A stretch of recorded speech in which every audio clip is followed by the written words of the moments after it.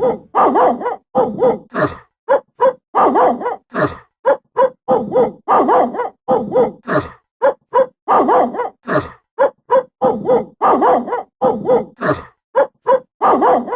Radio Ouest, voici un communiqué de Nathalie Fritzi, qui est présidente de l'association valaisanne pour le respect du chien. Bonjour à tous.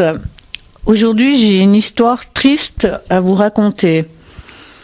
Le 7 juin, j'ai reçu une trentaine de téléphones de personnes scandalisées et très émues de l'histoire qui est arrivée à Nicole. Nicole est une jeune fille qui a des difficultés à gérer sa vie toute seule. Elle travaille dans une structure AI. Elle adore les chevaux et elle allait toujours donner un coup de main dans un centre équestre. Pour la récompenser, le patron, un jour, lui a donné en 2002 Apollo. Aujourd'hui, Apollo est en pension dans un centre équestre et le 3/4 de la rente AI de Nicole est pour payer sa pension. Elle ne vit que pour ce cheval, ne sort jamais, ne s'achète jamais rien. Ses amis lui avaient trouvé un centre équestre à la pension moins chère. Et quand Nicole a voulu retirer Apollo, le propriétaire du centre équestre où est Apollo lui a interdit de prendre ce cheval en prétextant qu'Apollo lui appartient. Nicole a une attestation de l'ancien propriétaire d'Apollo qui dit lui avoir donné ce cheval en 2002. Chez le vétérinaire, le maréchal Ferrand, il est inscrit à son nom.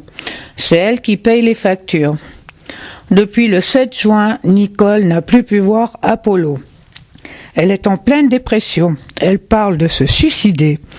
Tous ses amis s'inquiètent pour elle. Apollo a 27 ans. Il peut mourir d'un jour à l'autre. Nicole ne s'en remettrait jamais si Apollo devait mourir loin d'elle. Pour les aider, l'association valaisanne pour le respect du chien a créé une page sur Facebook.